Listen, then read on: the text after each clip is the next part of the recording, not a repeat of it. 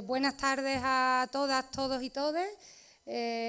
Muchas gracias por asistir a este acto que se encuadra dentro de las jornadas del Octubre Rojinegro, que como sabéis se hace anualmente desde CNT Granada.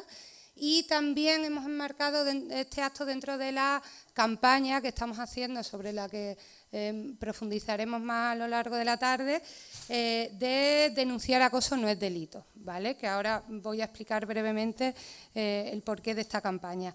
Pues hoy tenemos el gusto de tener, aunque sea online, pero a Pastora Filigrana. Finalmente no ha podido venir, pero igualmente es un gusto tenerla aquí con nosotras esta tarde.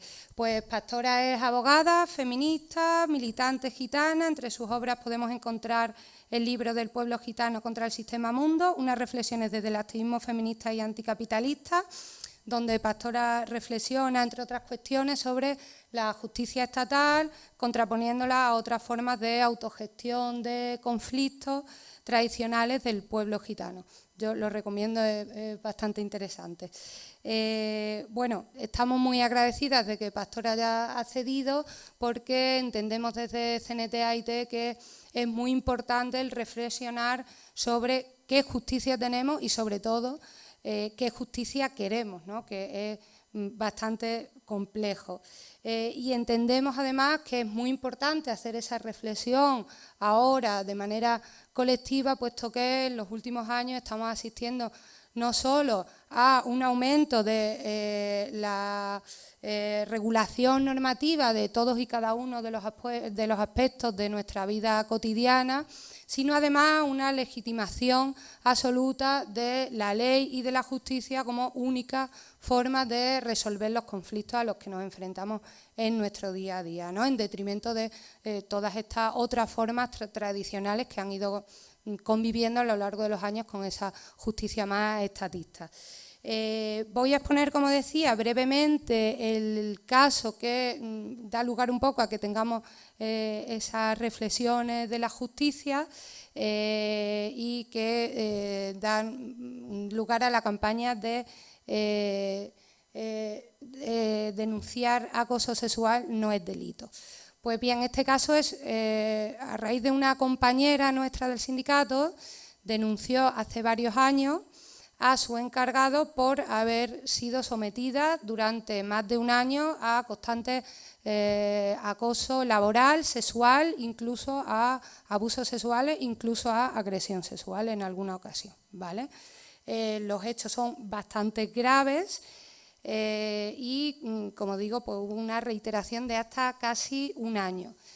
Esta persona decidió denunciar, también se vio obligada a ello, puesto que evidentemente si lo sufres en tu puesto de trabajo no tienes otra fórmula, digamos, de salir de ahí, ¿no? Puesto que tienes una relación laboral, más allá de dejar el trabajo en su caso.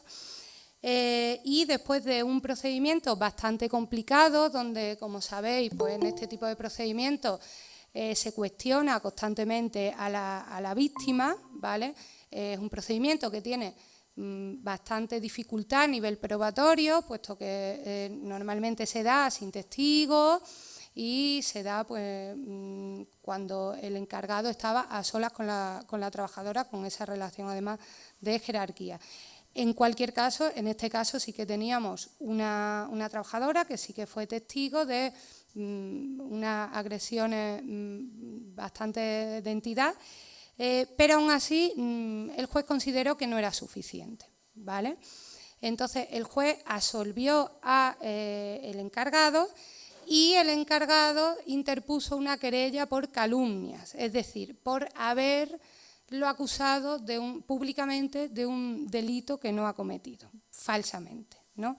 Entonces ahora es la trabajadora la que, después de haber sido sometida a todo este procedimiento tan complicado, con evidentemente bastantes secuelas a nivel psicológico, etcétera, se enfrenta a un procedimiento judicial en el que le piden 2 años de prisión y 30.000 euros de indemnización por daño moral, ¿vale? Para el encargado, junto con nuestro secretario general por haber apoyado CNT la campaña que se hizo en su día cuando esta persona denunció el acoso.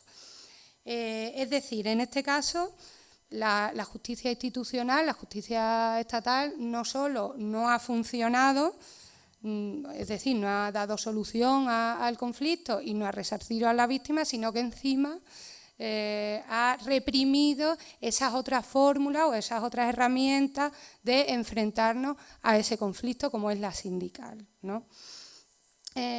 Bueno, ahí entiendo que se pone de manifiesto que la justicia no solo falla, sino que además eso intenta que sea el único método de solución, y cuando hay otros métodos alternativos los persigue y los intenta aniquilar.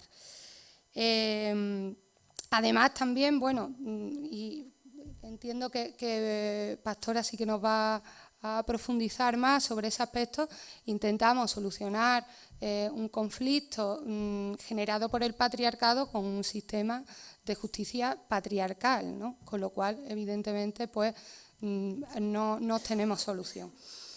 Pero yo también, como reflexión final, para si queréis después en el debate poder ahondar más sobre ello, aunque en el supuesto de que se hubiese condenado a esta persona, ¿no? Pongámonos en el caso de que se condena a esta persona, yo me planteo si realmente la trabajadora se hubiese visto resarcida, más allá de, evidentemente, el reconocimiento y el no enfrentarse ella a un procedimiento judicial, que estaría bastante bien, ¿no? Pero aun en el supuesto de que hubiésemos ganado, me planteo si realmente es efectiva a nivel eso de resarcirse ella y sobre todo de prevenir a nivel general y a nivel especial, es decir, a nivel de sociedad, de poder prevenir esas conductas y a través de si esa persona en concreto que se ve castigada por el derecho penal, si hubiese sido efectiva, ¿no?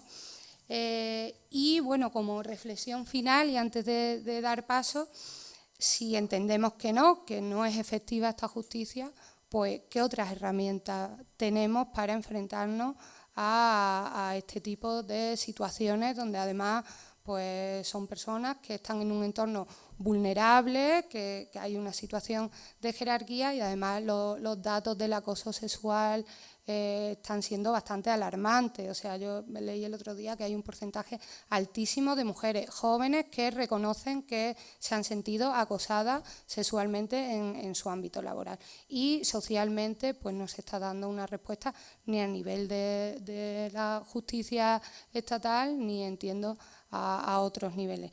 Y bueno, ya sin más dilación, le doy la palabra a Pastora para que nos aporte un poco de luz en todas estas cuestiones tan complejas. Muchas gracias, María. Bueno, buenas tardes a todas. Lo primero, disculparme de no estar ahí físicamente. Era la intención desde un principio de esta charla, pero el tema del transporte público se complicó desde Granada a Sevilla porque mañana es día de fiesta y la verdad que resultaba bastante complejo el desplazamiento. Lo siento de verdad y os la debo porque ya he estado en otras ocasiones en CNT de Granada, en ese local, y la verdad que siempre ha sido una experiencia muy buena porque tenéis una militancia con muchas ganas de cultivar el pensamiento crítico y de poner el pensamiento político al servicio de la praxis sindical, ¿no? Siempre es un gusto. Gusta mucho cuando no se habla de estas cosas únicamente con un fin de investigación o académico, ¿no? Cuando estamos pensándolo entre gente que queremos darle una dimensión práctica. Así que os la debo de verdad y espero que en la próxima pueda volver a estar en Granada, en el local con vosotras. Bueno, el tema que estamos planteando hoy, que comparto muchísimo el planteamiento de María en esta presentación, es un tema muy amplio, muy complejo, con muchas aristas, que yo creo que es necesario y es inteligente generar espacios como este para poderlo pensar colectivamente, porque hay muchos pros, muchos contras y un discurso hegemónico muy sesgado, ¿no? En el tema de la justicia patriarcal o su otra cara, que sería una justicia feminista.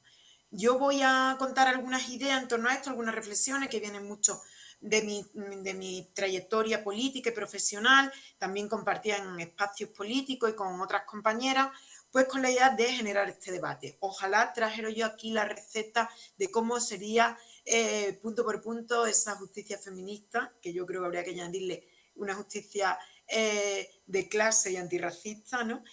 ¿Cómo sería esa futura justicia feminista o cuál es la receta para derrocar esta justicia patriarcal? Posiblemente no lo traigo, pero sí eso, la idea de compartir ideas, pensamientos que pueda ir generando un pensamiento más complejo en torno a estas ideas, ¿no? Bueno, yo creo que, como decía muy bien María, la justicia a día de hoy, cuando la pensemos, tanto como si la pensamos para hacer la crítica o si la pensamos como una herramienta que nos puede ayudar en los procesos de lucha y de transformación social, hay que saber que es una institución al servicio del sostenimiento del status quo y la hegemonía, ¿no? Yo creo que la gente que esté aquí una tarde en el local de la CNT no hace falta convenceros de esto. Pero algunas veces parece que incluso desde un pensamiento de izquierda, un pensamiento transformador o revolucionario, se nos olvida un poco, ¿no? La justicia es una institución más, junto a muchas otras, ¿no? Muchas otras instituciones, en este caso las instituciones penitenciarias, los fuerzas y cuerpos de seguridad del Estado o las propias instituciones burocráticas, ¿no? Como cualquier otro nivel administrativo, están ideadas para sostener un determinado orden de las cosas, ¿no? Una ordenación económica y social del mundo. Las personas que pensamos desde una perspectiva crítica sabemos que esta ordenación de la economía y de la sociedad es desigual y es injusta. Es decir, no todas las personas tienen acceso en igualdad de condiciones a los bienes, a los derechos, a la riqueza o al trabajo o la renta, ¿no? Sabemos que existe una desigualdad estructural. El discurso hegemónico sostiene que esta desigualdad tiene su causa en el esfuerzo individual de las personas, es decir, si tú te esfuerzas más, tienes un acceso mayor a los bienes y los derechos, y si te esfuerzas menos, tienes un acceso menor. Por tanto, las personas que se ven abocadas a la pobreza, a la precariedad o a la exclusión social, lo están por su propia idiosincrasia, por sus propias capacidades y por su propio esfuerzo. ¿Quiénes pensamos esto? Esto parece así dicho una locura, pero este es el pensamiento hegemónico imperante que hay detrás de toda institución también de la justicia, ¿no? Quienes pensamos esto de una manera más crítica sabemos que no, que hay una serie de criterios de ordenación de los derechos, de los bienes, de la riqueza, del trabajo en el mundo que tiene que ver con quién es la persona, ¿no? Por donde la persona está situada en esa jerarquía social. Y sabemos que la ordenación de género de las personas existe, ¿no? Existe un patriarcado que es esta ordenación de la riqueza y el trabajo en el mundo en base al género de la persona.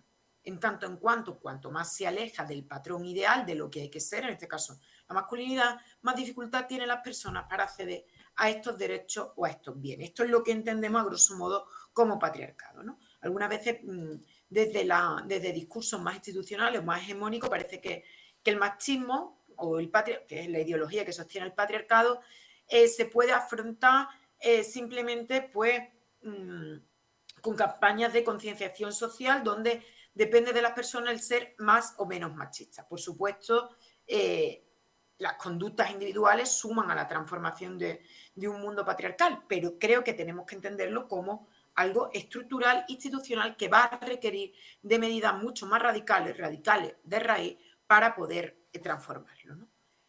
Estamos hoy hablando de justicia patriarcal, pero ya digo que para mí podría tener otros muchos apellidos, como justicia clasista o justicia racista, ¿no? O justicia colonial. Posiblemente es un monstruo más allá del patriarcado, porque sabemos que este reparto desigual de los derechos y de la riqueza también tiene un patrón de raza y territorial, ¿no? Y de colonialidad, que según la racialización o el lugar donde se habita, es más difícil acceder en igualdad de condiciones a los bienes y los derechos. Por eso la mayor parte de las personas de este mundo abocadas a la pobreza y a la exclusión o no son blancas o no habitan el norte global, no habitan territorios del sur global. Cuando se entrecruza el patriarcado y el racismo y la colonialidad, pues lo que queda es que las mujeres, especialmente las mujeres más pobres, son las mujeres que habitan el sur global o las mujeres racializadas. Eso no quiere decir que no exista una clase obrera muy precaria, pobre,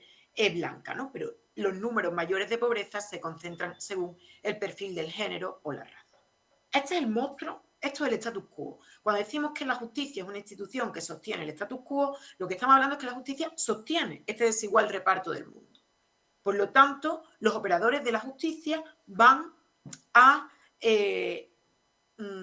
sostener y reproducir esta desigualdad de condiciones. Y lo vamos a ver en la justicia, lo vamos a ver en las instituciones de servicios públicos, o sea, servicios sociales, sistemas penitenciarios, sistemas de salud y, por supuesto, en el sector laboral o en el mundo laboral, ¿no? Todo esto se reproduce una y otra vez. Por tanto, pensar, ahora voy a entrar un poco más abajo, pero pensar en una transformación de la justicia como algo parcial, ¿no? Que va a depender únicamente de que los operadores de la justicia, cuando digo operadores de la justicia me refiero a los jueces, magistrados, fiscales, funcionarios, abogadas, procuradoras y procuradores, ¿no? Todos los operadores de la justicia tuvieran un enfoque de igualdad de género.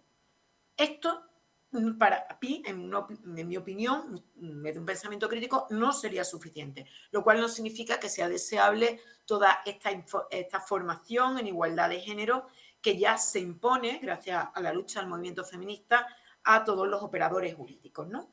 Tienen que, bueno, pues todos los opositores al mundo de la justicia tienen que estudiar, ¿no?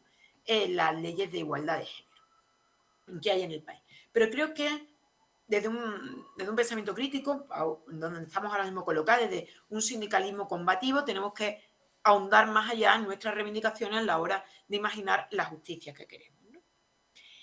Por otro lado, o sea, por un lado, pensar de manera crítica la justicia patriarcal es pensar esto, cuáles serían los cambios que se necesitan, ahondando mucho más allá de únicamente un enfoque personal de los sujetos, y sería también saber cómo utilizar la justicia desde una perspectiva crítica.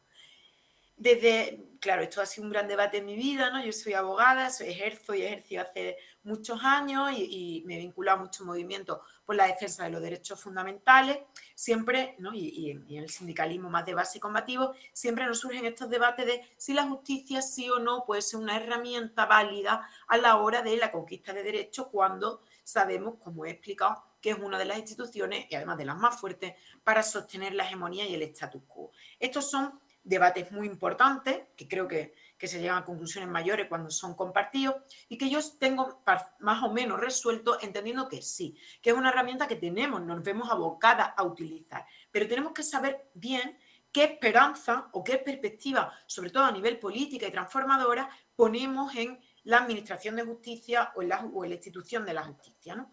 Porque a veces, y sobre todo gran parte del feminismo está pecando de esto en los últimos tiempos, parece que la justicia va a ser una herramienta con la que podemos solucionar profundos problemas sociales, ¿no?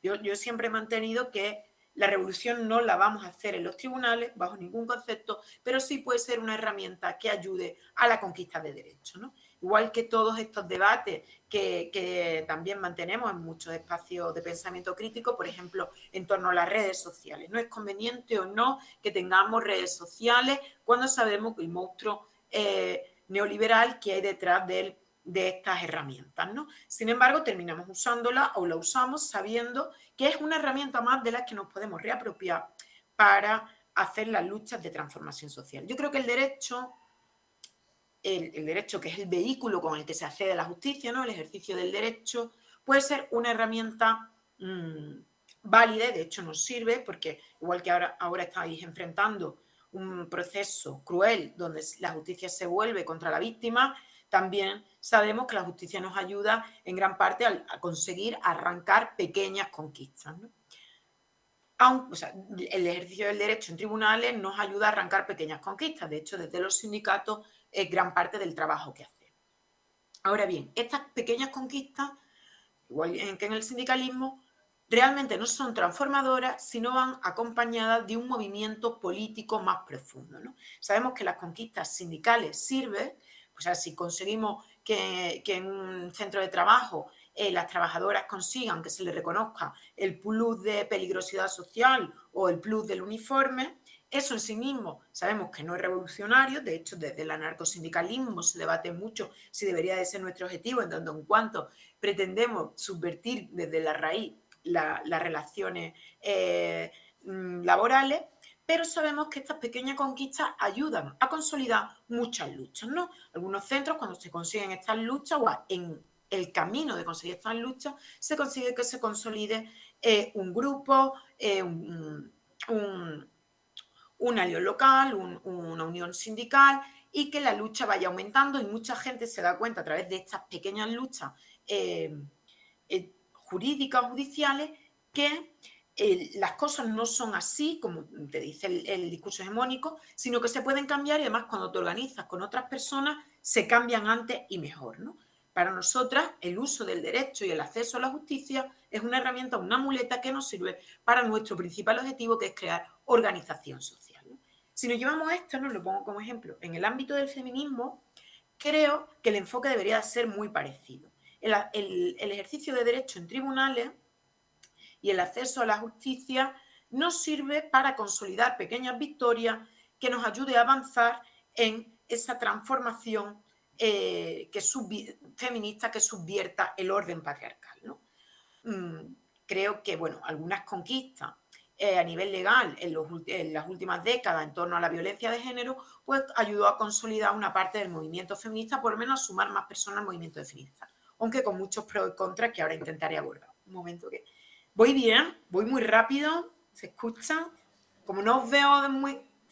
Todo feedback que me deis se agradece mucho porque son cuestiones complejas y a través de una pantalla todavía es más frío. Así que cualquier feedback me viene genial.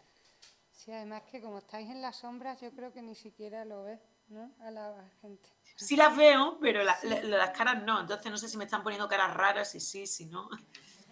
Pero bueno, creo que intuyo alguna sonrisa. Eso me alivia mucho. Entonces, yéndonos al nudo de la cuestión. Bueno, la justicia patriarcal, he hecho un esbozo grande, ya sabemos cómo se manifiesta, María también lo ha esbozado en la presentación. Lo que vemos en la justicia se manifiesta especialmente patriarcal cuando se denuncian delitos sexuales. Ya sabemos lo que ocurre, normalmente no existe una inversión ninguna de la carga de la prueba, sino al revés, la víctima termina teniendo que probar que no es verdugo, ¿no? Ya lo sabemos. Se tiene que demostrar su inocencia a la víctima. Y ha existido, si se revisa toda la jurisprudencia de los últimos años, existe un patrón muy cerrado de lo que se debe considerar una víctima de agresión sexual o de delito sexual o de una persona que haya visto vulnerar su indemnidad sexual. En el imaginario judicial hay un modelo muy cerrado de lo que es una víctima, y si la víctima no encaja en ese modelo cerrado, que suele ser ese modelo sumiso de mujer desde la visión patriarcal, ¿no? Una mujer sumisa, anegada, temerosa, con miedo, recatada. Si la víctima no cumple esta serie de estereotipos patriarcales, normalmente no se fallan condenas a favor de la víctima, ¿no? O sea, no se condenan a los agresores, ¿no? Lo hemos visto, no voy a entrar mucho en esto porque esto como que es más mainstream, está muy debatido, pero si queréis después que profundice en esto, me parece un espacio como este para entrar ahora en otras cuestiones. Pero ya sabéis cómo se manifiestan, ¿no? Las mujeres ante la justicia suelen tener que probar su inocencia a pesar de que sean las denunciantes, ¿no? En temas de violencia de género, si bien en los últimos años se ha avanzado gracias al movimiento feminista, si revisamos las sentencias de las que venimos al principio de los años 2000 o los 90, hay estudios por ahí bastante alarmantes de cómo se abordaba el tema de la violencia de género, ¿no? Básicamente había un plus de violencia que las mujeres, por el mismo hecho de estar casadas, tenían que soportar de sus maridos, ¿no? Esto hemos visto cómo el movimiento feminista ha ido avanzando. Ahora nos encontramos con otros problemas en el tema de violencia de género que ahora entraré. La justicia patriarcal se manifiesta así, ¿no?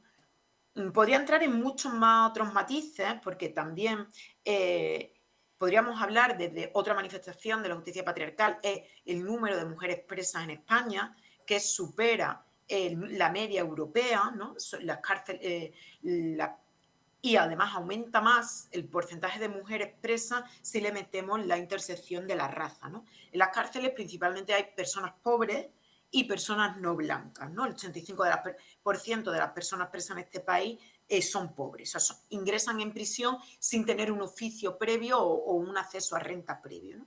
Si le metemos como digo, el eje de raza, pues todavía mayor.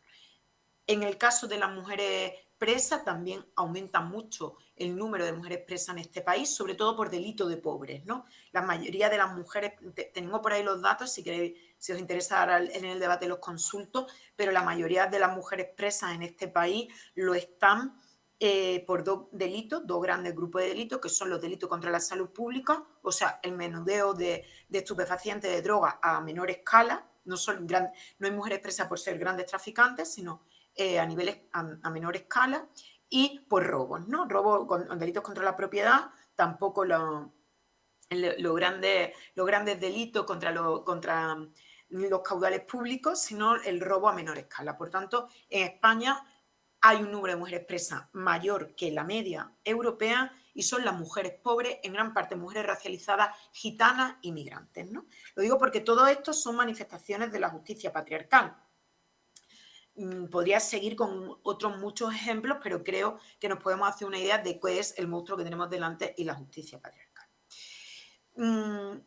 Frente a la justicia patriarcal, ¿qué proponemos? Que creo que este es el nudo de esta charla y es lo que nos interesa y es lo que nos interesa pensar juntas. ¿Cómo sería el cambio de modelo que tenemos que reivindicar? Posiblemente lo contrario a la justicia patriarcal es lo que en los últimos años estamos hablando de justicia feminista. Yo, como feminista de clase y antirracista, creo que habría que añadir, como os digo, que lo que reivindicamos es una justicia feminista, antirracista y de clase, porque son personas pobres principalmente lo que nos encontramos como víctimas del sistema judicial y sobre todo en vía penal y lo que se traduce en el alto índice de pobreza de las prisiones en el Estado español. ¿Cómo sería ese cambio que pensamos?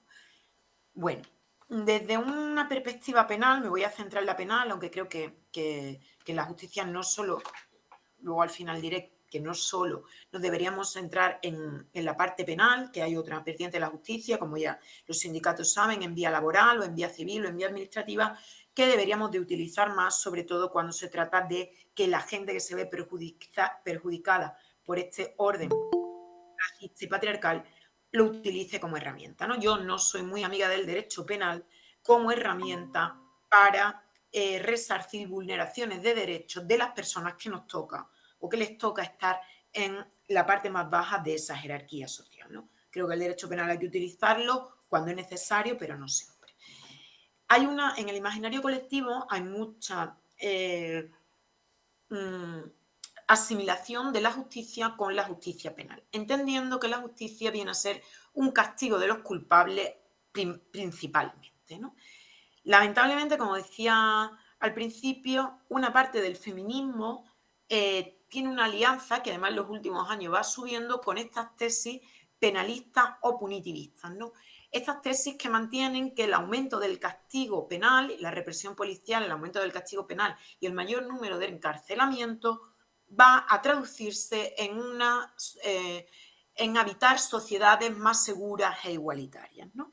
Hay autores que esto le llama penalismo mágico. Hay un autor además que es de Granada, que es Jorge Ollero, ha escrito este libro que se llama Penalismo mágico, ¿no? Haciendo un juego de palabras con el tema del realismo mágico, de cómo existe una creencia infundada, casi mística y religiosa, que piensa que el aumento de penas y del castigo va a solucionar complejos problemas sociales, a pesar de que la realidad nos ofrece todo lo contrario. No hay ninguna evidencia científica que diga que el aumento del castigo construye sociedades más seguras, ¿no? Vemos que las sociedades más inseguras del mundo, como Estados Unidos, tienen los mayores índices de encarcelamiento del mundo. Y vemos otras sociedades neuroeuropeas con un índice de encarcelamiento mucho menor y sociedades mucho más seguras.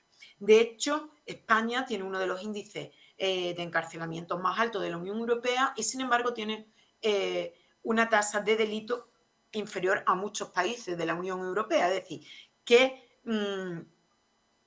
no siempre va en proporción las penas de aumentos de cárceles por aumento de la peligrosidad social, ¿no? Sino que la reforma de los códigos penales y la reforma penitenciaria no siempre responden a un problemas reales de seguridad ciudadana. Sin embargo, hay un discurso que justifica el endurecimiento de las penas teniendo en cuenta problemas de seguridad ciudadana. No sé si me habré explicado muy bien en esto. Ay, dudo que lo haya hecho bien. Lo voy a seguir intentando. El populismo punitivo, que seguro que os suena, es un fenómeno que se realiza mucho desde la política institucional, es decir, los políticos, sobre todo los políticos reaccionarios, aunque gran parte de los políticos de izquierda caen muy a menudo en este populismo punitivo, y también desde los medios de comunicación hegemónicos, ¿no? Es el presentar de una manera muy sensacionalista un problema social, un problema que existe, pero que se sobredimensiona, y presentar como solución principal para ese problema el aumento de las penas. Os pongo un ejemplo que seguro que os suena un montón, que es el tema de la ocupación de la vivienda, ¿no? Lo que hay que saber primero es que la ocupación de la vivienda no era delito hasta la reforma del Código Penal de 1995. Antes de 1995, si tú ocupabas una vivienda, existía un procedimiento civil que te echaba de esa vivienda y se la devolvía a su propietario, pero no te castigaban, ni te ponían una multa, ni te encarcelaban por ello.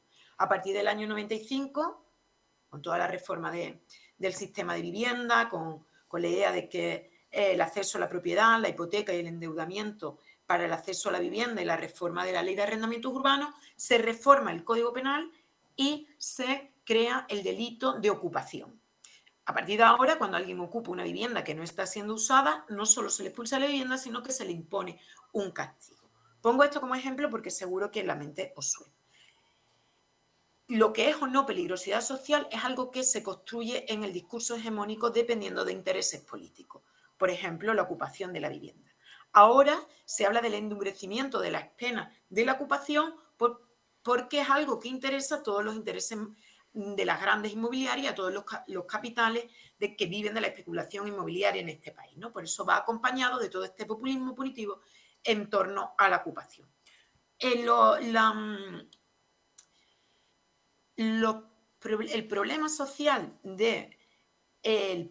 que genera el patriarcado, es decir, la inferioridad que las mujeres juegan en la sociedad y los problemas y las violencias específicas que las mujeres reciben por ser mujeres, se presentan como un problema social de seguridad pública, y la única solución a este complejo problema social es el reforzamiento o el aumento de determinadas penas, solo de algunas, que supuestamente van a conseguir un estado de seguridad de las mujeres. ¿Sí? ¿Me habéis hablado? ¿Sí? No, Vale, creo, vale, que había escuchado un ruido, perdón. claro, sí, Este es el populismo punitivo que una parte importante del feminismo, sobre todo el feminismo más institucional, abraza, ¿no? No es algo nuevo, no es algo que está ocurriendo únicamente a partir de la ley del sí es sí o del 2018, sino que siempre ha ocurrido. En nombre de las mujeres se ha pedido la pena de la cadena perpetua revisable, en nombre de la indemnidad sexual de las mujeres o de la protección de las mujeres. En este país se recogen cada vez que hay un caso más sensacionalista, como el de Marta del Castillo aquí en Sevilla, se recogen y se hacen campañas por la pena de muerte, ¿no? Para la instauración de la pena de muerte, o, bueno, a nivel internacional, en nombre de los derechos de las mujeres, se han justificado incluso invasiones armadas a países, ¿no? Estoy pensando, por ejemplo, en la guerra de Irán o otras intervenciones armadas en nombre de la liberación de las mujeres. Es decir, que la violencia contra las mujeres, que existen porque el orden patriarcal las crea, porque se necesita abaratar los cuerpos de las mujeres, colocándolas en un lugar de subhumanidad, para que el modelo capitalista de reparto del trabajo, de los trabajos reproductivos y productivos, sea posible, es decir, para que se acumulen grandes capitales. El capitalismo necesita cuerpos muy baratos, cuya fuerza de trabajo se venda muy barata o se dé gratis, como es el caso de las mujeres. Es decir, la violencia contra la mujer existe, pero la única solución que plantea el propio orden que las crea para acabar con ella es el punitivismo, es decir, el aumento del castigo a solo determinadas violencias que viven las mujeres, ¿no? Principalmente las violencias sexuales o las violencias de género. Con todo lo que eso conlleva, va de recriminalización de las personas pobres, que es el resultado último de cualquier endurecimiento de las penas, ¿no? Cada vez que vemos un proceso de endurecimiento de penas, lo que vemos es un índice mayor de personas presas, sobre todo pobres, ¿no?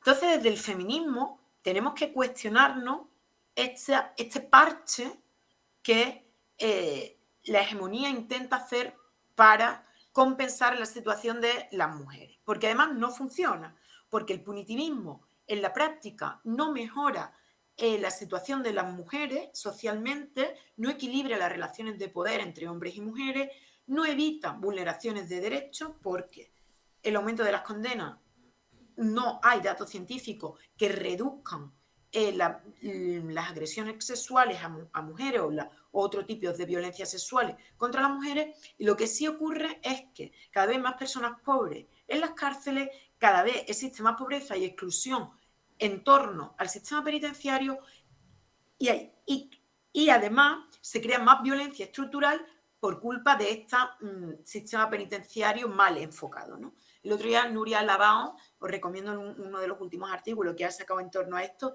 decía una frase muy buena que era que las cárceles son verdaderas fábricas de violadores. Y es, o sea, no solo las cárceles o este modelo penitenciario de derecho penal no está reduciendo la violencia contra las mujeres, sino que además la está aumentando en tanto en cuanto las personas que pasan varios años en prisión salen estando en una situación aún más de violencia desestructurada, ¿no? Excluida, lo que se traduce en mayores índices de violencia. Ante esta situación hay que ser crítico. Las vulneraciones de derechos a las mujeres tienen que ser reparadas a través de la justicia, sí, pero ¿a través de qué modelo de justicia? ¿No? ¿Queremos denunciar? Sí, queremos denunciar con la justicia que tenemos hoy, pero ¿qué otros modelos tenemos que pensar para una justicia feminista? Entrando ya en la última parte de la intervención, ¿cómo sería este modelo de la justicia feminista? Bueno, desde el feminismo más crítico, un feminismo más de base, se aboga por un modelo de justicia restaurativa, ¿no? Centrándonos en concreto en las vulneraciones de derechos a las mujeres por el hecho de serlo, ¿no? Situaciones de discriminación. ¿Cómo se restaura? O sea, ¿cómo se crea una justicia restaurativa? Para empezar, a día de hoy el derecho penal está enfocado desde una lógica puramente vengativa, en tanto en cuanto el proceso judicial y la sentencia lo que busca, lo que persigue como objetivo último es imponer una pena acorde al sufrimiento social que haya causado el delincuente, ¿no? Bueno, pues dependiendo, todo el proceso judicial no es otra cosa que medir el daño que ha causado el delincuente y si ese daño ha sido mayor o menor, se le impone un castigo, ¿no? Por eso decimos que es vengativo, porque lo que intenta es, bueno, pues el ojo por ojo y el diente por diente, ¿no? Infringir un sufrimiento al delincuente comparable al sufrimiento que ha infringido él socialmente. La pregunta es si esto sirve o no sirve. Desde las personas que abogamos por un modelo de justicia alternativo, de modelo de justicia restaurativa, decimos que esto no sirve para nada porque, por dos cosas. Uno, la víctima no se restaura, ¿no? Porque una de las preguntas que lanzaba María al principio de la charla era, bueno, ¿y si la compañera hubiera ganado ese juicio, se hubiera sentido restaurada? O sea, ¿cuánto vale un acoso laboral y sexual durante años? Porque las sentencias, después se hace el cálculo de daños morales y normalmente es en torno a 4.000, 6.000 euros. ¿Vale eso? O sea, con 6.000 euros te pagan 2 años de tu vida destrozados, porque la justicia, sobre todo la justicia penal, no aborda mucho más. No se le pregunta a la víctima en ningún otro momento qué necesita para su restauración. Por eso, cuando abogamos por la justicia restaurativa, lo que estamos intentando es quitar el foco de atención en el castigo en tanto venganza y ponerlo en la restauración de la víctima. Y también posibilitar la reinserción del agresor, ¿no? ¿Cómo hacemos para que esa persona deje de agredir? Porque si lo que vamos a hacer es meterla en una cárcel que es una fábrica de agresores, pues posiblemente cuando salga de esa pena de prisión va a volver a cometer el delito o potencialmente es muy posible que lo cometa, porque las penas de prisión no disuade, porque las agresiones tienen unas causas mucho más profundas, ¿no? Que ya es que no puedo hablar de tantas cosas. Entonces, una parte de la visión de esa justicia feminista, que muchos autores y pensadores, juristas, andan pensando y escribiendo, es que posibilitara verdaderamente la reinserción de los agresores, porque lo que nosotras queremos es que no existan violadores, es que no existan agresores, es que creemos sociedades donde esto no exista, ¿no? Esto se hace desde muchos lugares, ¿no? Porque para eso necesitamos, por eso nosotras estamos en movimientos sociales y políticos para transformar la raíz de la sociedad, pero el cachito de trabajo que tiene que hacer la justicia en esto, que lo haga bien, que reconvierta a los violadores, que reconvierta a los agresores, ¿no? Y después, la justicia restaurativa también habla de una dimensión colectiva de estos problemas, porque las violencias contra las mujeres no son cuestiones únicamente individuales, no es un agresor malo y una víctima, sino que hay todo un sistema, como hablaba al principio y no me voy a reiterar, que abarata la vida de la mujer y los cuerpos de las mujeres, ¿no? Necesita una mano de obra vulnerable que se encargue de los trabajos que nadie quiere, que es el trabajo de cuidado y todo eso, tanto gratuito en la familia como en los sectores laborales más precarizados, para que haya unas personas vulnerables que trabajen en trabajos muy duros, donde se paga poco, esas personas antes hay que colocarlas en una situación de vulnerabilidad social donde existan pocas opciones. A las mujeres históricamente eso es lo que se le ha hecho, sobre todo a las mujeres de la clase trabajadora, a ponerlas en una situación de vulnerabilidad para que se vean abocadas a hacer lo que nadie quiere, ¿no? Esos trabajos que nadie quiere. Entonces, las causas son estructurales, son mucho más profundas de lo que el discurso hegemónico pretende. Por lo tanto, cuando hacemos un enfoque de una justicia que verdaderamente pretenda hacerlo, tiene que tener este enfoque integrado, donde lo colectivo, lo estructural, tiene que tener cabida, ¿no? Os estoy haciendo un poco el perfil de lo que sería una justicia restaurativa, de la que la justicia feminista que se viene enunciando viene alimentándose, ¿no? Una justicia que restaure a las víctimas, una justicia que posibilite la reinserción de los agresores y una justicia que vea la cuestión en abstracto, ¿no? En un marco más estructural de lo que son estos problemas y se aborde de una perspectiva colectiva, donde las comunidades, los grupos tengan, donde se encuentre la víctima y el agresor, tenga algo que decir o algo que participar, ¿no? Este es el enfoque de la justicia restaurativa que viene diciendo el feminismo. La justicia feminista está por inventar, de hecho la estamos inventando con estas ideas, con nuestras luchas, con nuestras reivindicaciones. Como todo proceso de transformación social hay que hacerlo desde muchos ámbitos, hay que hacerlo desde las calles, desde la movilización social, hay que hacerlo desde las vías institucionales, hay que hacerlo desde las academias, hay que hacerlo desde los medios de comunicación y hay que hacerlo, por supuesto, desde los tribunales, ¿no? Por último, antes de abrir el debate, quería lanzar una última reflexión de hay derecho, se puede conseguir tutela de derechos, es decir, cuando un derecho se vulnera, se puede buscar la indemnización de ese derecho, ¿no?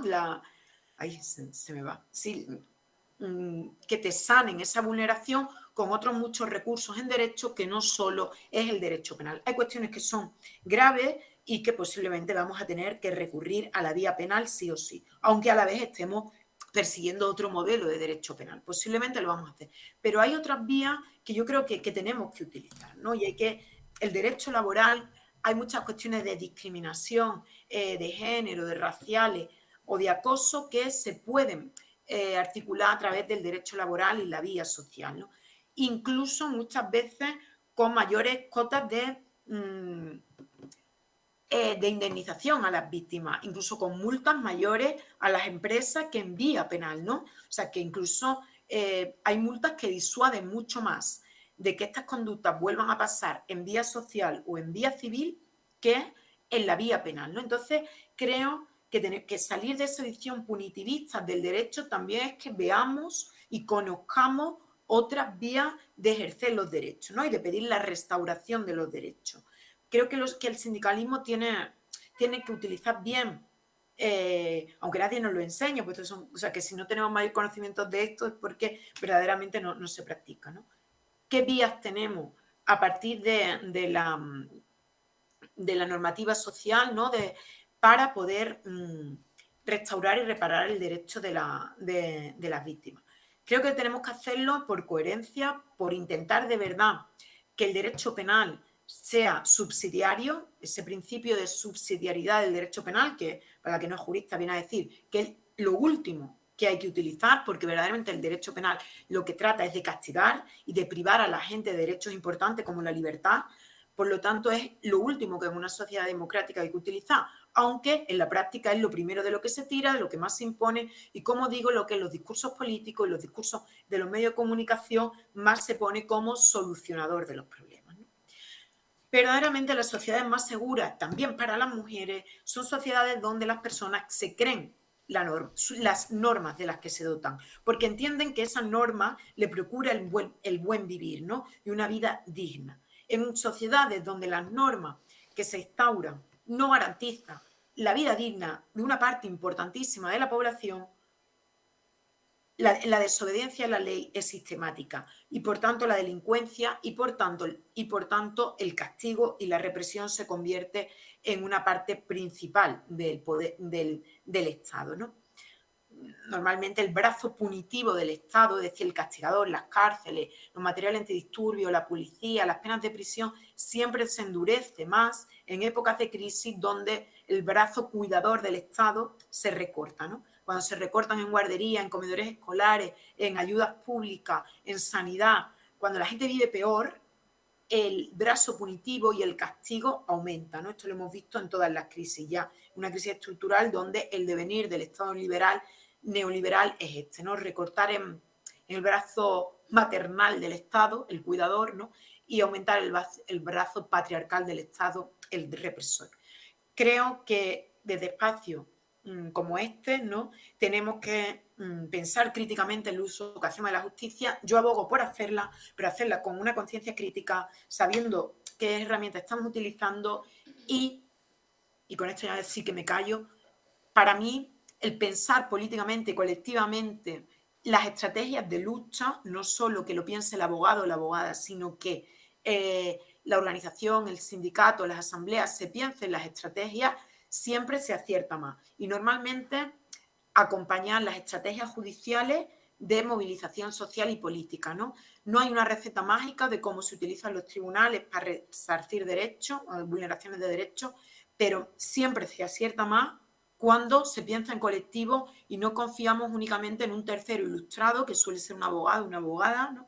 Para que haga toda una estrategia de defensa de derechos. Y lo sé porque yo soy esa abogada y yo misma digo, no dejemos las estrategias sindicales y las estrategias políticas únicamente en una visión profesional, sino que las pensemos políticamente.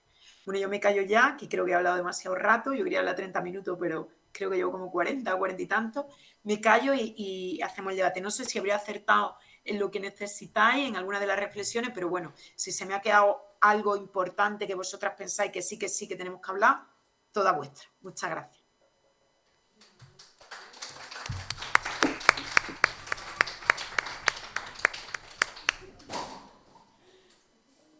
Muchísimas gracias, Pastora. Me parece súper interesante y creo que, bueno, que has aportado muchísimas ideas muy buenas con las que podemos empezar a trabajar sobre el tema. Si os parece, damos pie a una ronda de debate. No sé si alguien quiere comentar algo.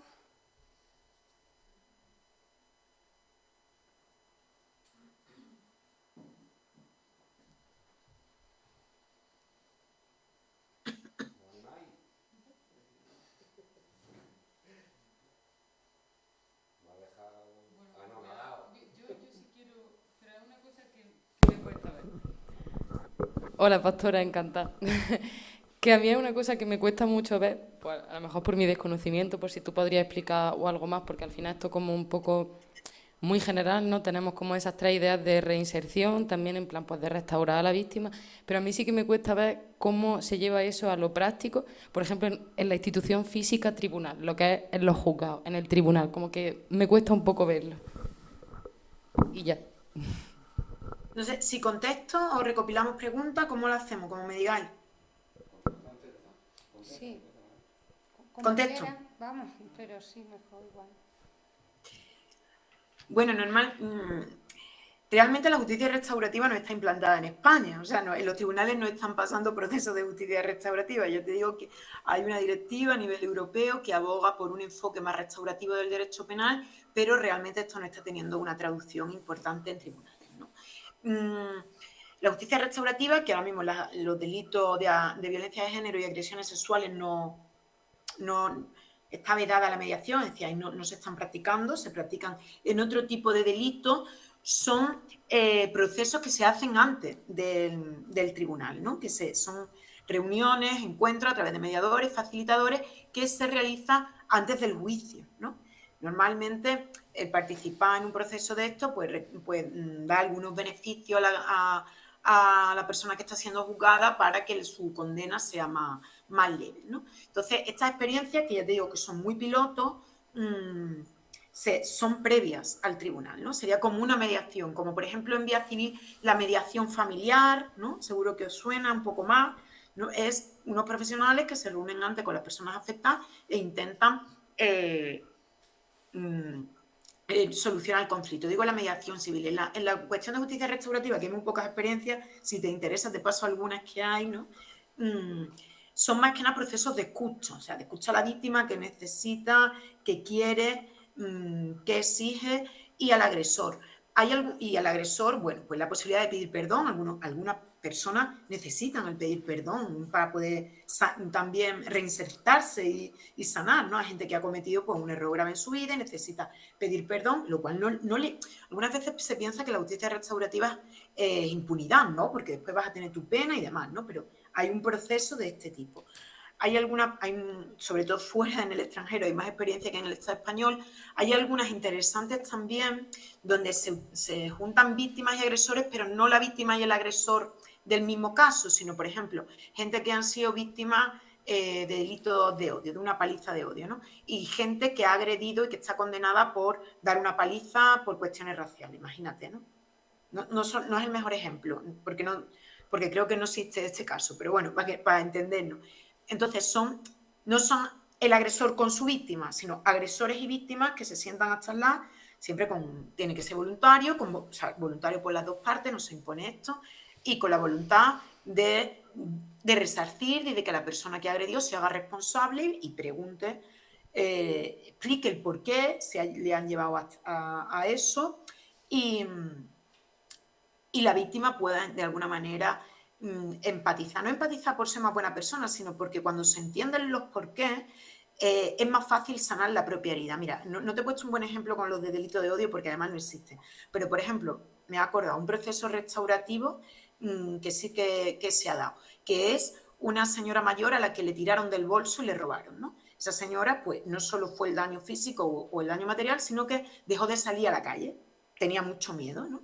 De salir. Y participó en una de estas experiencias piloto con un agresor. Ahora no recuerdo si fue la misma persona que le robó, que creo que sí, o una persona que había cometido un delito similar. Cuando la señora escuchó el relato del agresor, y posiblemente sería una persona pobre, excluida y desestructurada, consiguió entender, este caso sí está documentado, que no era contra ella el tirón. Es decir, no era alguien que quería hacerle daño a ella, sino que era una persona pues en un nivel de inconsciencia motivada por muchas otras cosas que le causó un daño. Y ella, en el relato, lo que dice que eso le restó miedo. Le restó miedo al salir a la calle porque pensaba que ese miedo de que haya gente que quería atacarla a ella misma, a su persona, se le diluyó. Ese caso es muy interesante y está documentado. Si lo encuentro, que creo que sí tengo colocado más o menos en el informe, os lo paso. La justicia restaurativa se enfoca así, siempre y cuando la víctima considere que eso le va a ayudar y quiere a su sanación, a dejar de tener miedo, a dejar de ver el mundo como un lugar hostil, al entender que perder miedo y sanar heridas, ¿no? Los profesionales que hacen esto no suelen ser precisamente, no somos los abogados ni las abogadas, son personas mediadores y expertos, sobre todo psicólogos en esta materia. Hay una peli muy chula que se ha estrenado ahora con un proceso de justicia restaurativa. También la voy a buscar porque me la recomendaron el otro día, que quizás ahí se visualice más cómo son estos círculos de restauración. Una cosa importante decir, esto no se ha inventado en Occidente. Muchas culturas en América Latina y comunidades indígenas y también instituciones en América Latina lo llevan implementando desde hace mucho tiempo, los círculos de restauración. No sé si más o menos he contestado a tu pregunta o te ha ayudado a visualizar un poco más lo que me preguntaba. Sí, y también justo con lo que acabas de decir, como que pues en otros tipos de comunidades se hace una justicia de manera diferente, que no estamos como inventando nada, sino que hay muchas más soluciones. También te quería preguntar, que a lo mejor una pregunta muy inocente, pero ¿tú crees que en el espacio físico del tribunal, tal y como están organizados pues, los tribunales, los juzgados, se podría llegar como a hacer bien otro tipo de justicias? Porque yo lo veo como muy invasivo, ¿no? Una persona delante tuya juzgándote, no sé, lo veo un poco invasivo como para llevar a cabo otro tipo de justicia. Claro, En un juzgado no, o sea, en una sala de un tribunal no es donde se hacen estos procedimientos, ya te digo, son procesos de mediación previos, en otros espacios, y deberíamos de abocar a otros espacios, no en la sala de los tribunales. Un juez no puede hacer un proceso como este, ni un funcionario judicial, vamos, tendrían que tener una formación muy específica. O sea, habría que sacarlos de esto, Claro. porque realmente tú estás poniéndole en la llaga algo muy importante. Es que en un tribunal hay una jerarquía total. Por eso el otro día yo escribía que incluso el mismo modo de impartir la justicia es patriarcal, en tanto en cuanto hay una autoridad, ¿no? Que tiene todo el poder, tiene el monopolio del castigo, tiene el monopolio de valorar el daño y la pena. O sea, va a valorar el daño y va a valorar el castigo y tiene todo el poder y monopolio para imponerlo. Únicamente una persona o tres en los tribunales, ¿no? 3 jueces, o sea, o 3 magistrados o un juez, ¿no? Es un modelo verdaderamente donde la víctima no tiene nada que decir, más que su relato. No, es algo muy jerárquico. En estos círculos de justicia restaurativa o en este modelo de justicia restaurativa tenemos que imaginarlo como algo más horizontal. De hecho, a muchas experiencias estas se llaman círculos, ¿no? Donde si se llega a algún acuerdo, va a ser con el convencimiento y el consentimiento de todas las partes, de agresores y de víctimas. O sea, todo el mundo tiene algo que decir. Y va a decir si le gusta o si no le gusta, si le sirve, si no le gusta, o si no, si se quiere levantar y no volver o quedarse, ¿no? Entonces, es algo más participativo, más horizontal, más democrático y, por tanto, mucho más cercano al ideal feminista de igualdad que perseguimos y más alejado del modelo patriarcal jerárquico que sostiene esta justicia y que sostiene este mundo, ¿no? No sé si ha servido esa reflexión. Sí, muchas gracias, pastora.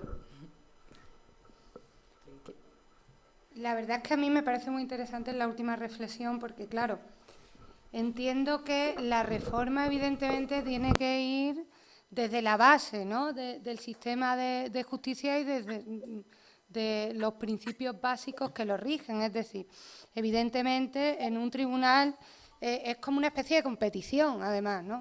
Uno gana y otro pierde, y la justicia no se puede impartir como una competición donde hay un árbitro que tiene una jerarquía, que tiene una ideología determinada, que además está completamente alejado.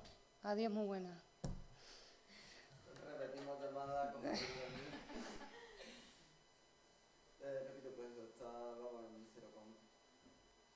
Vale, la voy a llamar. Es que eso antes no pasaba, ¿no? Para que te hagas premio o yo qué sé. Sí. Te mandamos otro enlace, ¿vale? Perdona, pastora. Es que eso antes no era así, lo han limitado ahora. Venga, sí, lo mandamos. Venga, hasta ahora.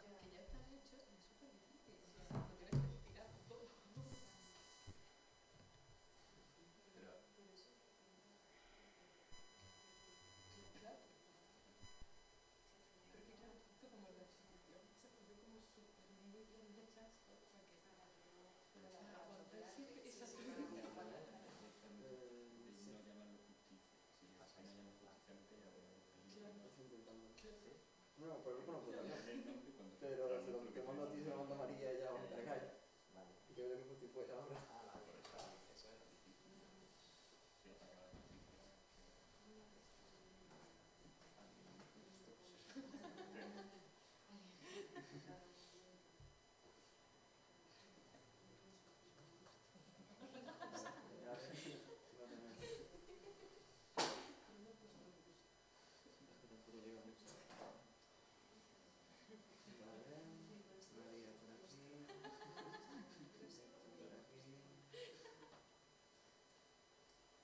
¿Tomas todo el grupo también, María? Sí.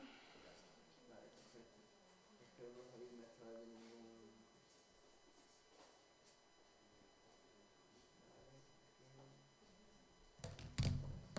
A ver, yo estoy con los dos móviles.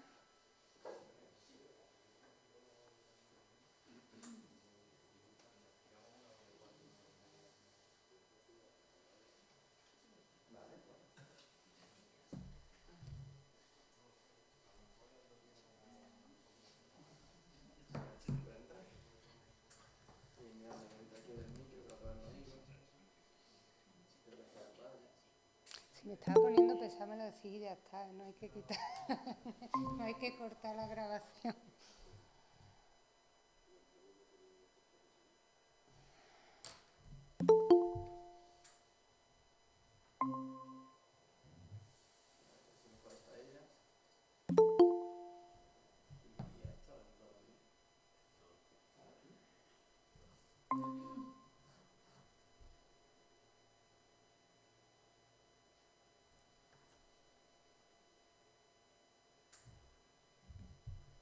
Falta Pastora, ¿no?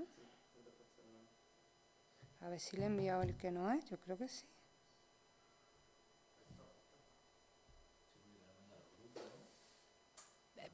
Es que como tengo los dos móviles, he mandado primero uno, después otro, y me lo tenía que reenviar a mi otro móvil, en fin.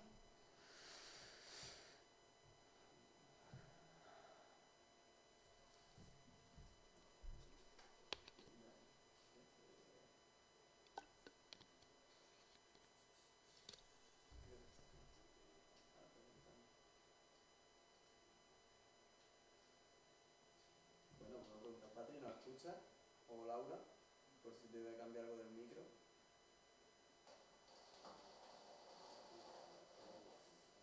Parece que no.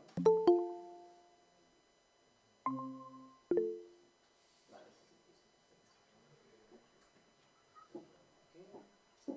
¿Nos escuchas, Pastora? Perfectamente, María, perfectamente. Perfecto. Vale, retomo un poco lo que estaba planteando, a ver si me aclaro yo con lo que quería decir después de la pausa, que efectivamente es como una competición, ¿no? Unos ganan y otros pierden, entonces ya en esa propia concepción también bastante capitalista, bastante patriarcal, bastante... Desde esa propia concepción yo entiendo que no podemos impartir justicia, ¿no? Desde alguien además ajeno que realmente desconoce absolutamente el proceso de ambas partes, desconoce a las personas y encima viene también los jueces con carácter general están bastante alejados de una realidad social que se presenta todos los días en su despacho, pero que no conviven con ella, ¿no? Normalmente. Entonces, a mí me parece muy importante el tema de la justicia restaurativa por poner en valor no tanto el castigo, porque además si tú miras el Código Penal, todo prácticamente, la gran mayoría de las penas se miden en penas de prisión, penas privativas de libertad. De tanto a tanto tiempo, son todas así. Algunas veces hay alguna multa, pero prácticamente todos los delitos es por penas privativas de libertad, ¿no? Es como se mide lo que decía Pastora, el daño y el castigo. Entonces, me parece muy importante el tema de eso, de la justicia restaurativa, de poner en valor qué necesita esa persona que se ha visto agredida, ¿no? Y cómo puede enfrentarse a eso desde un proceso, yo entiendo, mucho más complejo y no simplemente un día ir a contárselo a un tercero a ver si se la cree o no la cree, ¿no? Que es lo que pasa con el tema de las mujeres y la violencia sexual, etcétera. También yo creo que el problema es que no se interviene a nivel, o sea, que la justicia es algo completamente ajeno a la sociedad, ¿no? Es decir, es algo que tiene el monopolio el Estado, pero que la sociedad no interviene directamente de ninguna manera, interviene a través de procesos más de presión y de lucha y de conquista, pero no interviene en lo que es el impartir justicia, ¿no? Entonces, eso sí que me parece muy importante, cómo podemos integrar a la sociedad en esos procesos, puesto que la sociedad forma parte de todas esas, o sea, sufre esas violencias o esos desequilibrios y tiene que dar respuesta a ellos de manera social. Y sí que me parece importante, por apuntarlo, que desde el ámbito feminista creo que una buena forma de intervenir en estos procesos, por lo menos, es apoyando a la víctima, ¿no? A esa mujer a la que han maltratado, puesto que si la justicia inicialmente la está cuestionando, ya me parece un acto de empoderamiento social el que la sociedad crea ese relato, ¿no? El hermana yo sí te creo, pues que haya un conjunto social que la esté apoyando, que crea el relato y también que la acompañe. Yo creo que, por ejemplo, con la trabajadora, pues CNT sí que ha tenido ha sido una herramienta en ese sentido cuando los tribunales no lo han sido, ¿no? A nivel por lo menos de no verse sola ante ese proceso de primero reconocer lo que te está pasando, denunciarlo y enfrentarte a esa situación, ¿no? Por lo menos en ese sentido, pues a nivel de apoyo. Y te quería hacer una pregunta, Pastora, porque el tema de la mediación penal, no sé si está relacionada directamente con la justicia restaurativa, si no tiene nada que ver, si puedes explicar un poco, porque yo, claro, lo que había escuchado era que, vamos, no tengo mucho conocimiento, pero como que partía de la base de que tenía que haber un reconocimiento de los hechos, claro, en parte lógico para poder trabajar sobre eso, pero que no tenía mucho éxito porque ya la persona tenía que aceptar inicialmente una condena, entonces no podía ejercitar su derecho de defensa, digamos, ¿no?, para acudir a la mediación penal. Claro, efectivamente. Yo entiendo la justicia, el modelo restaurativo es diferente a la mediación porque la mediación se realiza antes de la pena, o sea, lo que va a ayudar a la mediación es que esa pena se reduzca. Y la justicia restaurativa y el modelo restaurativo se enfoca incluso cuando ya hay condena. Es decir, ya una persona que está cumpliendo condena puede participar de un círculo restaurativo. Ya los incentivos que se planteen no lo sé, porque no se está practicando. Pero la justicia restaurativa se puede hacer con carácter posterior a la condena. No impediría el derecho a la defensa. Es algo diferente a la mediación. No sé si esto, María. Sí. ¿Y la mediación penal tú tienes conocimiento? Porque tampoco se está aplicando, ¿no? Sí, la mediación penal, claro, son también proyectos muy, muy pequeños, no se hacen todos los casos, por ahí hay también algunos informes. Pasa que en temas de violencia de género y delitos sexuales está vedado, no existe mediación, que eso es un debatazo también. Bueno, eso sí que ese melón no quiero abrirlo porque es un debate que es complicado, pero sí debería haber o no en algunos casos mediación. Lo que yo creo que en los delitos sexuales y en la violencia de género sí que podría haber justicia restaurativa una vez que el agresor ha sido condenado, está cumpliendo la pena y demás. Quizás sí, aunque sea en estos modelos, que claro, hay que probar, hay que investigar, aunque sean estos modelos donde no es el encuentro de la víctima con su agresor, sino víctimas con agresores en círculos de justicia restaurativa a posteriori de las condenas. Pero ya te digo, en este momento lo de la mediación es muy, con temas desde la patriarcales, o sea, violencia de género y sexuales, no se está haciendo. Hay gente que cree que debería de hacerse. En mi humilde conocimiento profesional, hay muchos tipos de agresiones y hay muchos tipos de víctimas. Y algunas veces las víctimas quieren que se le pida perdón o quieren que se reconozca públicamente. No todas las agresiones son iguales, más ahora que todo se llama igual. O sea, que las agresiones pueden ser de muchos diferentes violencias.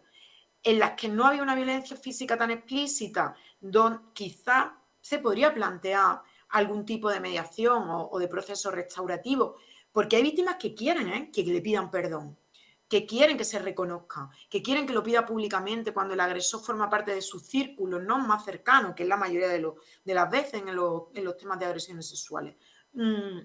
Entonces ahí quizá deberíamos de escuchar a la víctima, ¿no? Y no darlo todo tan cerrado de nunca aquí va a poder haber ningún tipo de proceso de mediación o de restauración. Pero ya te digo, esto sí que es un melón, que en el feminismo es otra gran batalla, de si debe o no debe haber en este tipo de delitos.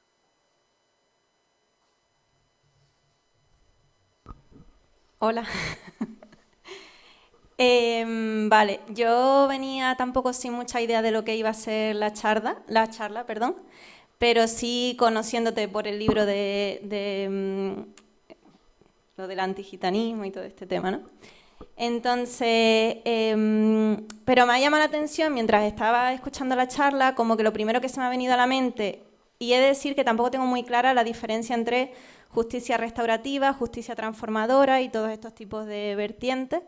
Pero lo primero que se me ha venido a la mente ha sido el libro este, probablemente conozca, supongo, que se llama ¿Y qué hacemos con los violadores?, que va sobre experiencias en comunidades pues anarquistas y de diferentes tipos, donde son ellas las que toman los propios procesos por su mano, ¿no? Y como que habían pues críticas en ese sentido de pues que a lo mejor nos cuesta hacer el seguimiento hacia tanto tiempo, ¿no? Hacia años o lo que sea. O incluso que a lo mejor no se sentían, yo qué sé, como que tenían más una necesidad de tomar una acción violenta hacia la persona que les había agredido. Entonces, como que una parte, mi pregunta sería como, ¿tendría sentido tomar estos procesos por las propias comunidades o tendría más sentido a lo mejor como desde un punto de vista profesional? Eso por un lado. Y luego aparte, resulta que... A ver, no lo he ejercido nunca y tal, pero sí que he estudiado mediación civil y mercantil y mediación familiar y sí que he hecho algo de mediación educativa cuando está en el instituto y tal. Y también como que se me viene a la mente el tema de las relaciones de poder, porque yo no he visto en los ámbitos de mediación profesionalizado un planteamiento político. O sea, no he visto... Es como más una cuestión de, bueno, vamos a buscar un modelo que no sea tan dañino para las personas, que normalmente lo prefieren, ¿no?, a procesos pues judiciales, pero, y no sé, se me viene a la mente, así simplemente práctico, pues que cuando hacíamos mediaciones, por ejemplo, en el instituto, las mediaciones interpares tenían que ser entre iguales, o sea, no podía mediar un profesor con 2 alumnos, sino que eran todas las personas alumnas para que fuese una cuestión igualitaria. Y al mismo tiempo, pues que había la problemática de que tú haces una mediación, pero es una mediación previa al castigo. Entonces, como por ejemplo, en el instituto te dicen, te vamos a echar, pero tienes la opción de que no se te eche si hablas con la persona a la que has agredido y no sé qué, y llegas a un acuerdo. Pues hasta qué punto estás llegando al acuerdo porque realmente quieres y no por una presión social, ¿no? Que lo mismo sería a lo mejor en contexto, a lo mejor, yo qué sé, de agresores sexuales, hasta qué punto, o agresores en general, ¿no? Como hasta qué punto estás haciendo eso porque quieres o simplemente porque no quieres que tu comunidad piense mal de ti y cómo se gestionan esas cosas. Y que muchas gracias, aparte. Bueno, pues muchas gracias, guapa, a ti, porque has puesto el dedo en la llaga de debatazos también, súper profundo. Y esto, bueno, no estamos grabando, ¿verdad, María? Sí. ¿Se está grabando? Audio, se está grabando audio, pero no imagen. Pero que Vale, lo podemos vale. cortar si se ve necesario. No, bueno, voy a intentar hablar sabiendo que me están grabando, pero es que ella, o sea, la compañera, perdón, que tu nombre se me ha ido, perdón. Iraida. Iraida. Iraida ha hablado de un tema que efectivamente en muchos espacios autónomos y de base pues se trata, ¿no? De que el tema de procesos de justicia autogestionada, digamos, ¿no? Es lo que ella ha preguntado.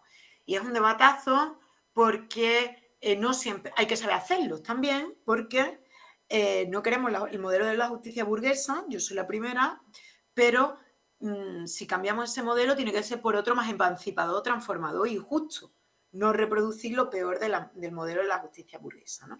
Aquí supongo que habrás leído ya algunas cosas. Yo aquí recomiendo algún artículo de Laura Macaya, que es una investigadora activista catalana, de qué pasa cuando ha habido una agresión, un conflicto. Voy a sacar el tema de las violencias sexuales, ¿vale? Porque es que no quiero decir cosas que después puedan ser polémicas. Voy a sacar el tema de las agresiones sexuales, pero imaginaros, ¿no? Pues ahí en CNT, un conflicto en una asamblea donde una persona ha sido agredida por otra, ¿no? ¿Cómo se soluciona? Pues hay 2 maneras. O nos vamos a la justicia burguesa, ponemos una denuncia y vemos cómo se soluciona esto. O alguien que le ha robado el móvil a alguien. Vamos a poner algo así que no sea demasiado polémico. O podemos hacer un círculo de justicia restaurativa. Ahora bien, ese modelo, esa restauración, ese proceso de restauración hay que saberlo hacer y hay que hacerlo con ideas transformadoras igualitarias. Porque si lo que va a decidir ese círculo es que la persona que ha robado el móvil a otra nunca más va a poder entrar en el sindicato de por vida, nunca más va a poder ir a actividades donde participe el sindicato, como manifestaciones o una fiesta o un concierto para siempre, pues posiblemente, ¿no? Pongo estos ejemplos porque estas cosas pasan con otro tipo de agresiones, pasa en algunos centros sociales, en algunos espacios autogestionados, ¿no? Para siempre jamás, sin posibilidad de reinserción ni de que se asuman la responsabilidad, ¿no? Los debates que se dan en torno a estas cuestiones es, ¿estamos haciendo un modelo más emancipador que la justicia burguesa? Porque la justicia burguesa posiblemente a la persona que roba un móvil le harían pagar, le van a poner una pena y en un año va a estar libre de antecedentes penales y va a volver como a poder resetear y volver a hacer su vida, ¿no? Sin embargo, con estas condenas sociales, pues a una persona se le condena sin posibilidad de reinserción. Ahí es donde mucha gente somos críticas, ¿no? No sé si tú ibas por ahí, Iraida, porque... Sí, bueno, yo iba más que por si se hacía mal, como por si se podía sostener, o sea... Claro, y después cómo se sostiene, porque si la pena es, ¿no? Bueno, aquí, bueno, es que no quiero poner ejemplos ni hablar mucho más de más, pero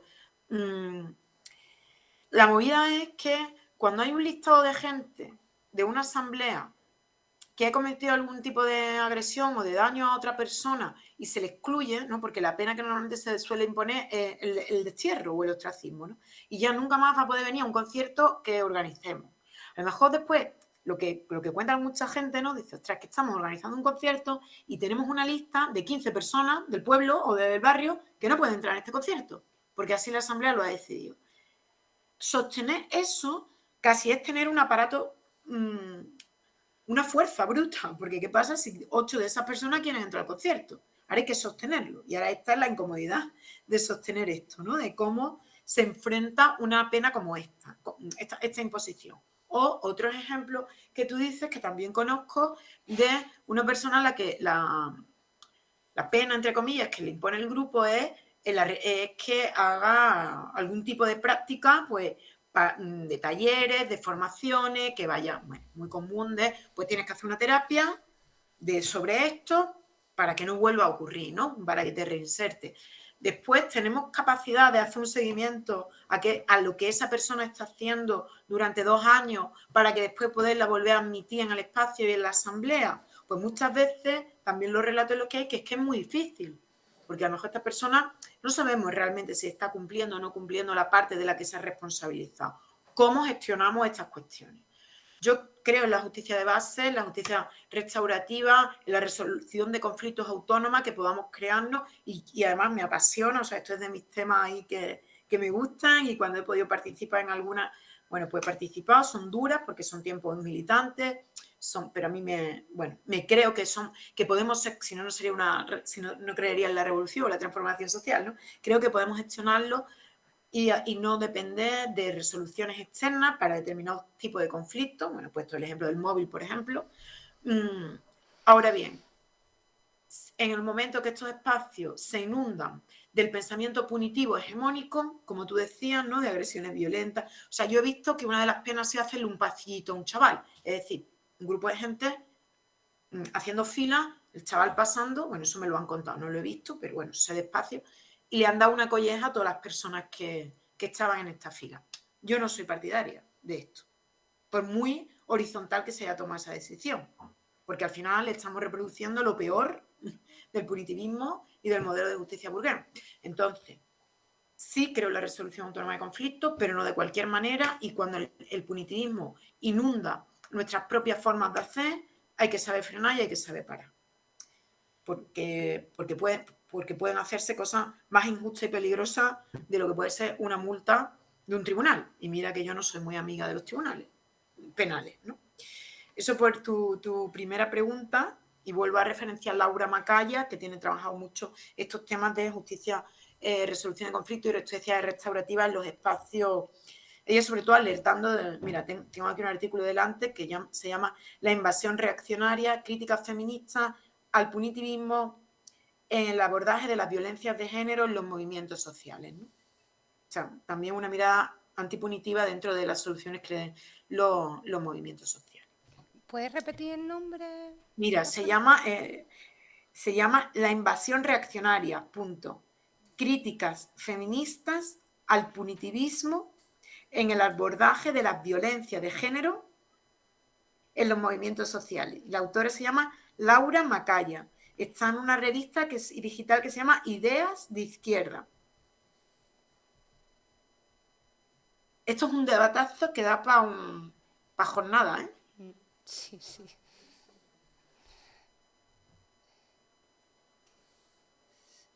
Iradia ha puesto el dedo en la llaga de uno de los temas más importantes. Claro, porque la sociedad es punitiva, el discurso hegemónico cree de verdad que el castigo soluciona problemas y como somos personas, de alguna manera nos vemos impregnados de esos discursos y terminamos reproduciéndolos, de que el castigo es la única solución a los conflictos, ¿no? Sí, además sin ningún tipo de garantía a veces, porque yo también he visto casos, desgraciadamente, que ni siquiera hay juicio, ni justo ni injusto. Es decir, que no hay ni presunción de inocencia ni nada, ¿no? Hay un reducido grupo de personas que toman una decisión y el resto o la tienen o la acatan o si no, pues eres bastante crítica dentro de ese entorno, ¿no? Lo veo bastante peligroso yo también y creo que tenemos que reflexionar sobre ello, sí. Hay que hacerlo bien. O sea, no creo que no haya que hacerlo, pero hay que saber hacerlo y hay que hacerlo bien. Hay que hacerlo con mayor garantía y con un horizonte más emancipador de lo que lo haga el juzgado de instrucción 4 de Granada, ¿no?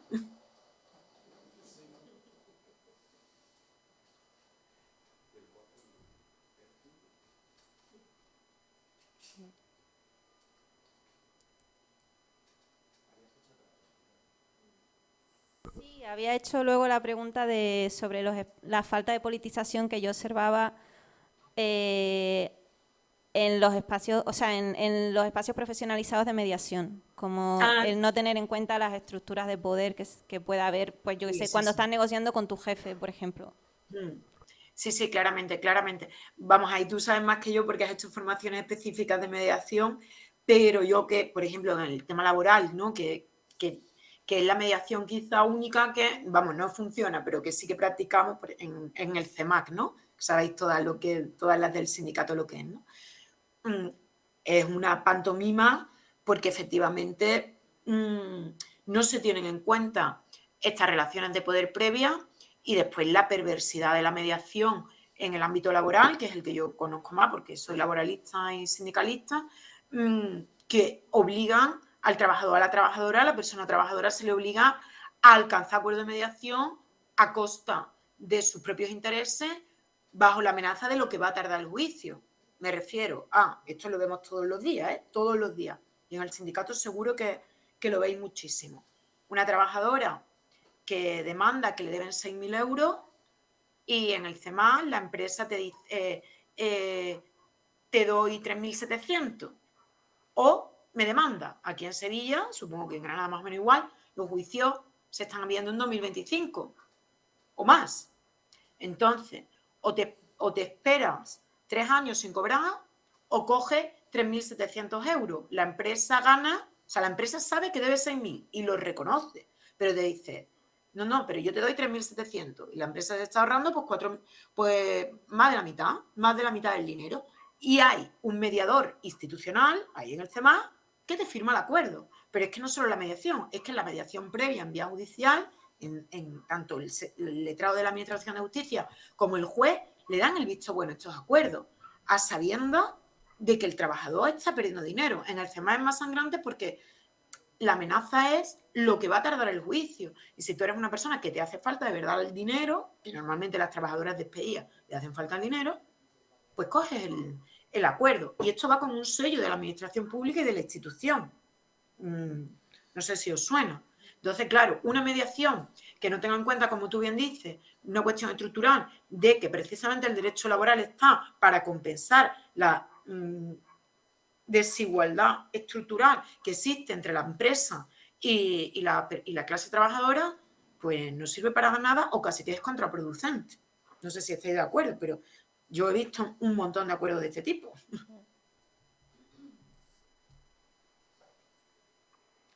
Sí, penal también pasa. O llegas a una conformidad o puedes entrar en prisión.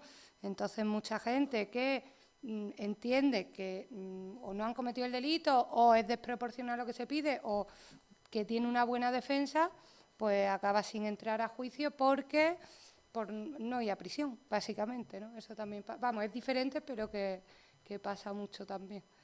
No, pero es verdad, porque al final el derecho a la defensa se ve muy mermado. Y además lo que presionan los fiscales y los jueces para llegar a las conformidades, para quitarse expedientes de encima, porque la justicia no funciona, vamos, está desbordada hace tiempo y en algunos sectores como en el administrativo o el social es que no responde. Entonces, claro, sin este enfoque colectivo, lo que sí yo estoy muy de acuerdo en algo que decía María, y creo que también lo decía Iraya antes, es, o sea, los avances que consigamos y una justicia transformadora que consigamos tiene que ir de la mano de la movilización social, del cambio de sentido común, ¿no? Las pequeñas conquistas que se han tenido en el ámbito feminista ha sido porque había una movilización en las calles y ha habido un contradiscurso muy fuerte que ha hecho virar el sentido común, ¿no? Nos queda muchísimo, no sé, el debate que se ha dado en torno a la ley del solo sí es sí, que al final se ha terminado debatiendo de si un año más de prisión, un año menos de prisión, sin entrarle más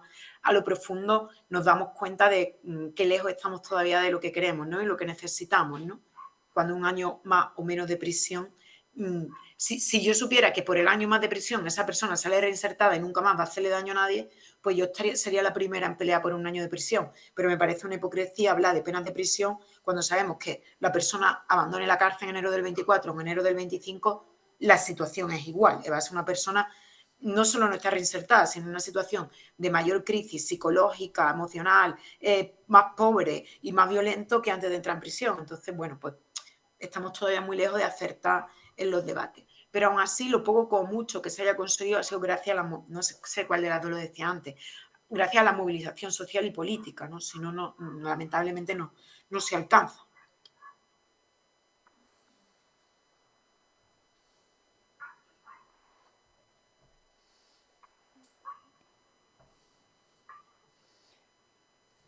Si no hay más intervenciones, vamos cortando. Bueno, hay gente online, si no han dicho nada.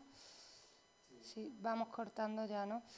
Bueno, Pastora, pues muchísimas gracias, ha sido un gustazo y te contamos contigo para la siguiente, ¿vale? Vale, sí, y prometo que voy a hacer todo lo posible porque está presencial, porque ahora sí que me ha dado pena de no estar en Granada. Bueno, ha estado estupendamente también. Bueno, y cualquier cosa, aquí me tenéis, ¿eh? Lo digo de verdad. Creo mucho en el trabajo que estáis haciendo.